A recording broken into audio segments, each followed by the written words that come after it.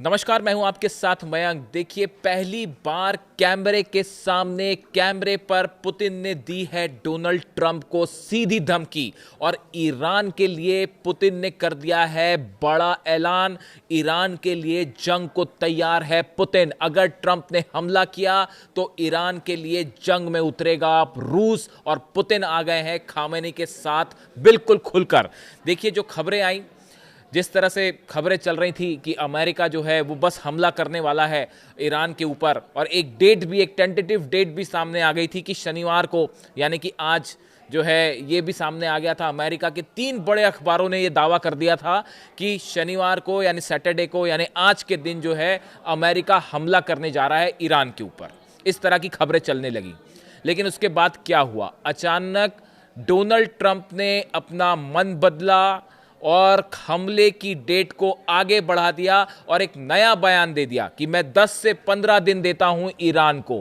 क्या ईरान पर हमला करने से एक बार फिर डर रहे हैं डोनाल्ड ट्रंप? पीछे हट गए हैं डोनाल्ड ट्रंप? इसकी क्या वजह है? आखिर कैसे ये जंग का प्लान बदल गया? आखिरी चंद मिनटों में क्या हुआ? इसकी इनसाइड स्टोरी, और बहुत ही ऑथेंटिक इनसाइड स्टोरी आपको बताऊंगा। देखिए, खबरें आई कि व्हाइट हाउस में एक बैठक होती है। ये 2 दिन पहले की बात है। व्हाइट हाउस में एक बैठक हुई जिसमें डोनाल्ड ट्रंप ने दोनों पक्षों को सुना। एक पक्ष ये कह रहा था कि ईरान पर फौरन हमला होना चाहिए, दूसरे का कहना था कि ईरान पर अभी हमला मत करिए, पहले बातचीत करिए, वरना बड़ा नुकसान हो सकता है। डोनाल्ड ट्रंप ने दोनों के आर्ग्यूमेंट सुने और दोनों को सुनने के बाद एक ये बात निकल के सामने आई कि अब ईरान पर हमले की तारीख फाइनल हो चुकी है। इसी बीच लेकिन कुछ बड़ा डेवलपमेंट होता है।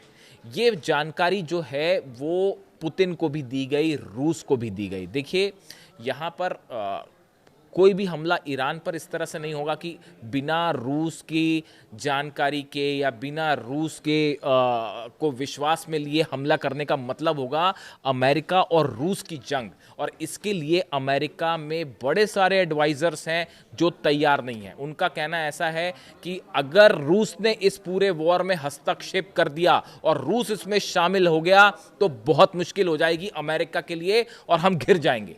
इस तरह का पॉइंट ऑफ व्यू अमेरिका के कई एक्सपर्ट्स का है।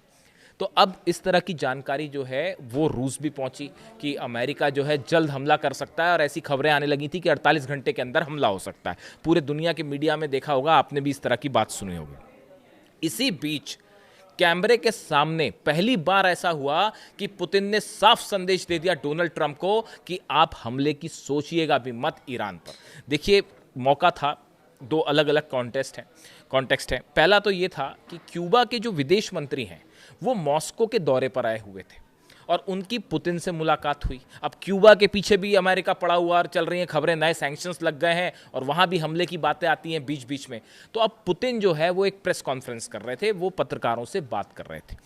उन पत्रकारों से बातचीत के दौरान पुतिन ने कैमरे के सामने जो बातें कही वो सीधा संदेश मानी गई डोनाल्ड ट्रंप के लिए। पुतिन ने कहा कि हमारे सहयोगियों को निशाना बनाना हमें मंजूर नहीं है और इस तरह का एटीट्यूड बंद कर दीजिए। ये सीधा जवाब था डोनाल्ड ट्रंप को पुतिन का। पहली बार कैमरे पर उन्होंने कहा, वो क्यूबा के रेफरेंस में कह रहे थे। देखिए, बात क्यूबा को लेकर चल रही थी। उन्होंने कहा क्यूबा को लेकर जो सैंक्शंस लगाए गए हैं वो हमें मंजूर नहीं है और हम इसको स्वीकार नहीं करेंगे, हम आपके सैंक्शंस मानेंगे नहीं। ये पुतिन ने साफ बात कह दी।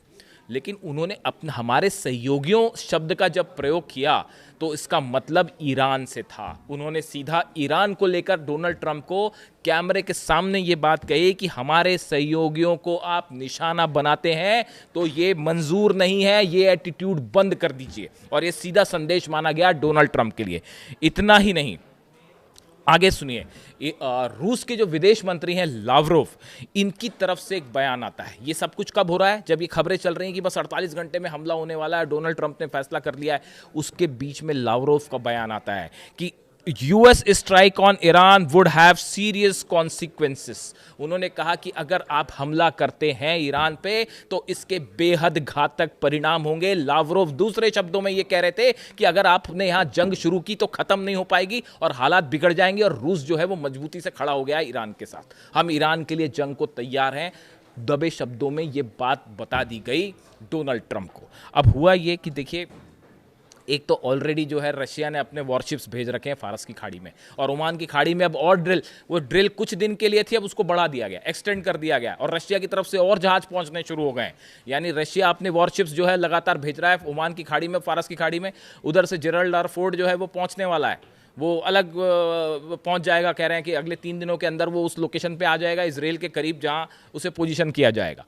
उसके पहले ही रशिया के जो वॉरशिप्स ऑलरेडी मौजूद हैं वो फारस की खाड़ी में जो है मिसाइल्स दागे जा रहे हैं, और शिप्स भेज दिए हैं रूस ने, और ये साफ संकेत दे दिया हमला हुआ तो जंग, सीधी आर पार की जंग शुरू। अब इसी बीच देखिए लावरोव का विदेश मंत्री जो है, इनका दूसरा बयान, I am carefully watching reactions in the region from Arab countries, Gulf monarchies, no one wants an increase in the tension, everyone understand this is playing with fire. रूस के विदेश मंत्री कह रहे हैं ईरान पर हमला करने का मतलब है आप आग से खेल रहे हैं। ये डोनाल्ड ट्रंप को संदेश था, जनाब आग से मत खेलिए, हाथ जल जाएंगे। ये रूस ने संदेश दिया है डोनाल्ड ट्रंप को, और ये कहा है कि जितने अरब देश हैं आप सबसे बात कर लीजिए, कोई नहीं चाहता ईरान पर हमला हो। अरब कंट्रीज अच्छे से जानती हैं हमले का नतीजा क्या होगा। जो मिसाइल्स बरसेंगी कतर में, जो मिसाइल्स बरसेंगी सऊदी में अल-दुदैद बेस पर, और जो मिसाइल्स बरसेंगी दूसरी जगह पर, जितने बेसेस हैं, इन सब अरब देशों के लिए मुश्किल हो जाएगा संभालना। ये अरब देश अच्छे से जानते हैं। अब देखिए डेवलपमेंट्स आगे कैसे। इसके साथ ही रूस ने एक और बात कह दी। रूस ने कहा, ही सेड, लावरोव की बात कर रहा हूं मैं, विदेश मंत्री, उन्होंने एक और संदेश दे दिया। He said Russia remained in close and regular contact with Iran's leader. ये उन्होंने ये दूसरे शब्दों में कहा कि हम खामेनी साहब से लगातार संपर्क में हैं, हम ईरान की लीडरशिप से लगातार संपर्क में है। असल में ईरान के जरिए जो है रूस ने ये संदेश दिया है डोनाल्ड ट्रंप को कि अली खामेनी साहब को सत्ता से हटाने की किसी भी कोशिश का हम पुरजोर विरोध करेंगे, और ऐसा कोई प्लान है तो भूल जाइए, ख्याल दिमाग से निकाल दीजिए।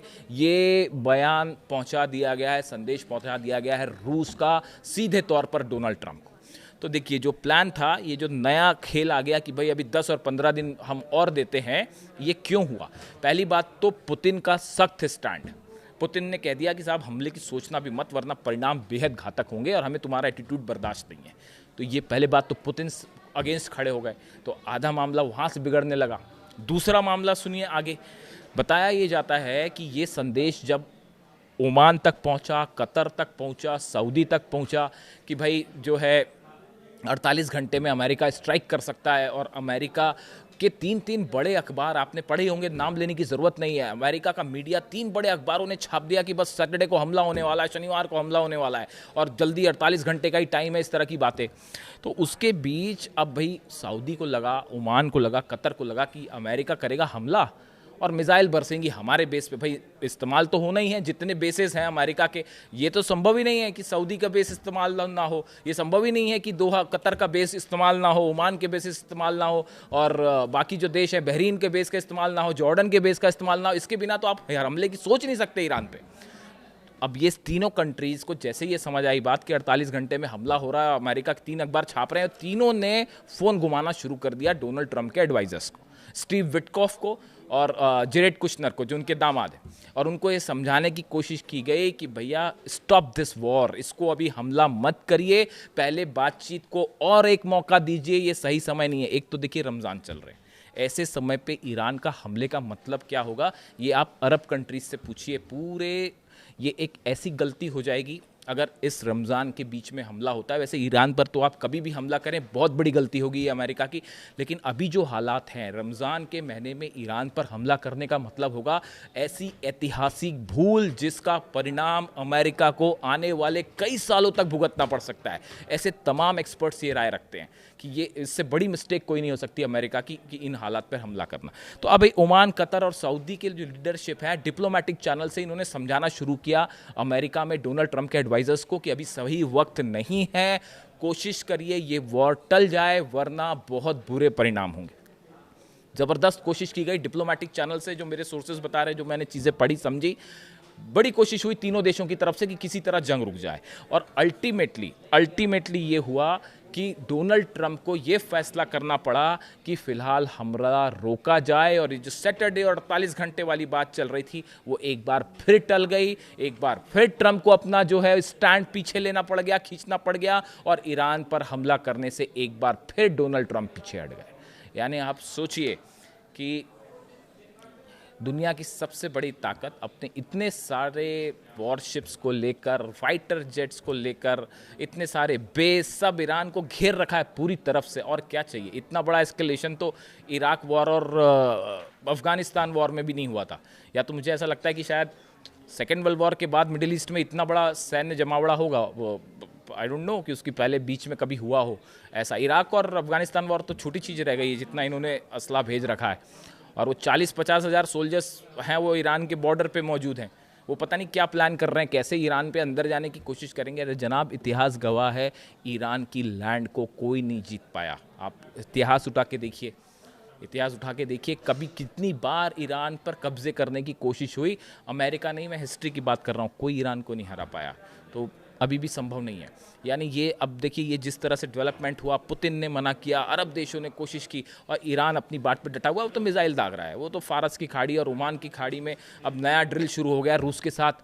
और जिस तरह से फारस की खाड़ी में मिसाइल्स दग रही हैं, और हॉर्मूज़ में जो है ईरान ने ज़बरदस्त शक्ति प्रदर्शन किया। ईरान का स्टैंड साफ है, हम नहीं झुकने वाले किसी भी कीमत पर। ना न्यूक्लियर प्रोग्राम रोकेंगे, ना मिसाइल कार्यक्रम पर बात करेंगे। और ये ईरान ने मन बना लिया है कि अब ये एग्जिस्टेंस की लड़ाई है। अगर जंग होगी तो अब आर पार हो जाएगा, देखा जाएगा क्या होता है। पीछे नहीं हटेंगे, सीज फायर नहीं करेंगे। ईरान का ये एग्रेसिव स्टैंड, नतीजा ये हुआ कि अल्टीमेटली डोनाल्ड ट्रंप को हमले का फैसला वापस देना पड़ गया। अब अगला क्या प्लान होता है, ये 10 और 15 दिन वाली बात, क्या बीच में भी हमला हो सकता है? ऐसी तमाम चीज़ें हैं। इससे जुड़ा जो भी अपडेट होगा मैं आप तक पहुंचाऊंगा। Thank you so much.